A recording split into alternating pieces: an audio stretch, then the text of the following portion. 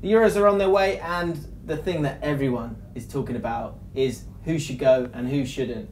And there are a lot of players from smaller clubs in a season where there's been so many surprises that are in the running but are maybe being overlooked. So we want to ask the question with Jim and Nick, who are Palace and West Ham fans who've got those kind of players who have possibly been overlooked in the past. Do players who play for the smaller clubs get overlooked by England? Do they not get the recognition they deserve? What do you think, Jim? It's from a fan of a smaller club. It definitely feels like it. And we've certainly had players recently who I think have deserved a chance with England. Scott Dan in particular at centre-back and Wilfried Zaha on the wing.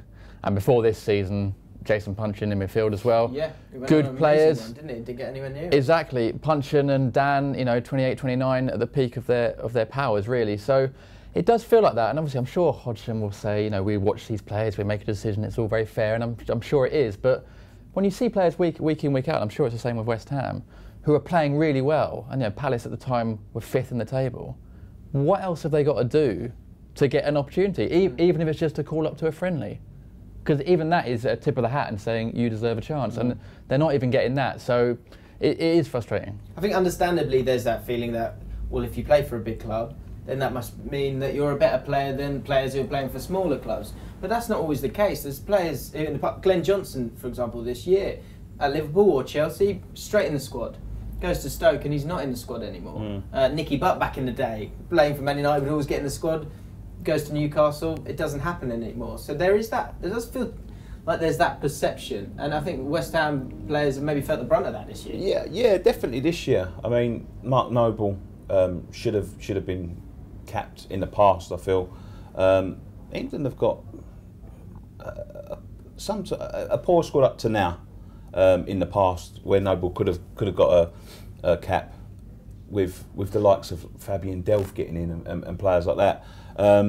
It just seems to be, it's probably not on purpose, James. I'm not going to sit here and say he's biased towards this. It's probably just subconsciously in himself that he thinks if you're playing for Man United, if you're playing for Arsenal, if you're playing for Chelsea, you must be a better player. But there's definitely players. I mean, I'm going to bypass Noble.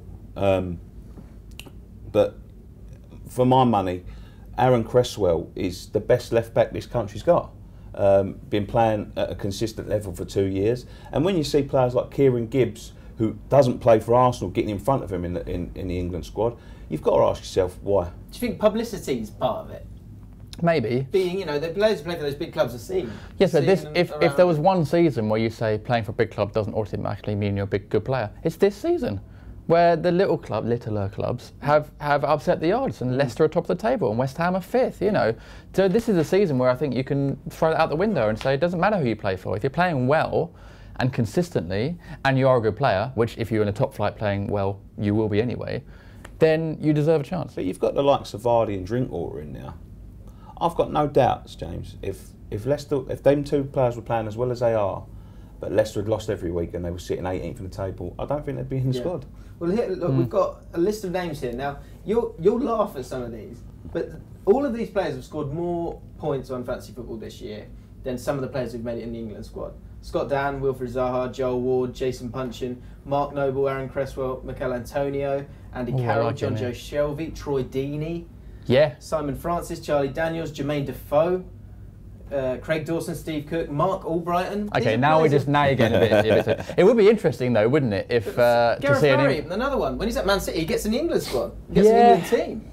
But when he goes to Everton, is there an argument that Hodgson likes to have, or any England manager likes to have players from big clubs, more players from big clubs because they play together each week, because they know each other? Is that a valid argument? No, I don't think so. I don't think so, because he's picking players from Arsenal. The defence. If you pick Gibbs, Stones, who else?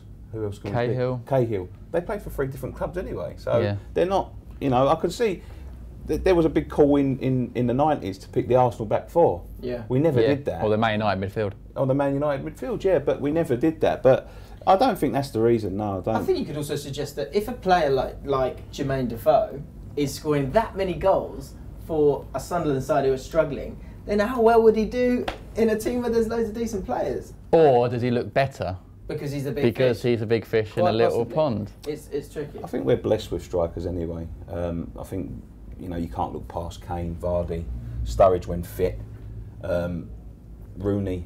I'd say they was all in front of Defoe anyway. So, but do you think there's a problem from English fans in general that we're looking at players and we're perceiving them based on how their club's doing rather than how they are as a player? Dele Alli, what an example of that is. Guy who's playing for MK Dons last season. He's now playing for Spurs. If he was playing in the Championship, there is no way he would be in that England squad or that England team. No, obviously not. But I don't know, maybe it's... I think you're right, it is a reputation thing. I really do. But then also, if he was taking more players from Championship or League One, We'd have a rubbish it would be a farce. I mean, a rubbish team. It would make a mockery of being called up to England. Yeah. And there would also, it would open the floodgates to say, well, this guy should play, this guy should play, this guy should play. Yeah. I mean, it should be a real, you know, there should be a real selection to it. But there are players. I mean, Palace, our form has dropped off, so you could Scott down of Zaha now at this point in the season, maybe not. But at West Ham, they're still fifth, and they've still got some very good English players playing well. So why not? They're a top 5 team, so back in the day that would be enough. But one more thing before I go. He come out. He commented on Noble this month before the squad was announced, saying that he can't cap everyone who's playing well, but he's looking to give caps to people that aren't playing. Yeah. So you know what's better. It's you know, tough. I mean, it is a tough one for him. Let us know what you think. We actually did a poll on Twitter. 75% said that players who play for smaller clubs are not getting the recognition they deserve. If that is the case, let us know in the comments below which players should be going to the Euros with England. We've also done some videos where we've tried to select a squad, so check them out as well because it's an absolute farce in itself. Go on. You know you wanna. Press it. Ball Street, they're the dogs.